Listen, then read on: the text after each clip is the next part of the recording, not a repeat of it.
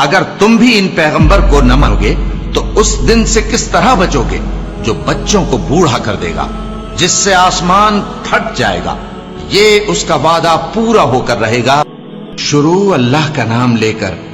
جو بڑا مہربان نہایت رحم والا ہے۔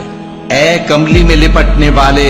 رات کو قیام کیا کرو مگر تھوڑی سی رات، یعنی نصف رات یا اس سے کچھ کم قیام کرو یا کچھ زیادہ، اور قرآن کو اچھی طرح ٹھہر ٹھہر کر پڑھا کرو۔ ہم ان قریب تم پر ایک بھاری فرمان نازل کریں گے۔ کچھ شک نہیں کہ رات کا اٹھنا نفس کو سخت پامال کرتا ہے، اور اس وقت ذکر بھی خوب درست ہوتا ہے۔ دن کے وقت تو تمہیں اور بہت سے شغل ہوتے ہیں، تو اپنے پروردگار کے نام کا ذکر کرو اور ہر طرف سے بے تعلق ہو کر اسی کی طرف متوجہ ہو جاؤ۔ وہی مشرق اور مغرب کا مالک ہے، اس کے سوا کوئی معبود نہیں، تو اسی کو اپنا کارساز بناؤ۔ اور جو دل آزار باتیں یہ لوگ کہتے ہیں ان کو سہتے رہو، اور خوبصورتی سے ان سے کنارہ کش رہو، اور مجھے ان جھٹلانے والوں سے جو دولت مند ہیں سمجھ لینے دو، اور ان کو تھوڑی سی مہلت دے دو۔ کچھ شک نہیں کہ ہمارے پاس بیڑیاں ہیں اور بڑی زبردست آگ ہے، اور گلے میں اٹکنے والا کھانا ہے، اور درد دینے والا عذاب ہے۔ جس دن زمین اور پہاڑ کانپنے لگیں اور پہاڑ ایسے بھربھرے ہو جائیں گے جیسے ریت کے ٹیلے، اے اہل مکہ،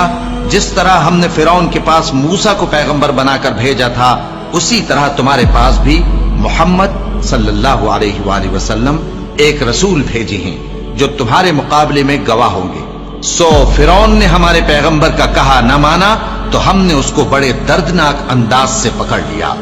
اگر تم بھی ان پیغمبر کو نہ مانو گے تو اس دن سے کس طرح بچو گے جو بچوں کو بوڑھا کر دے گا، جس سے آسمان پھٹ جائے گا،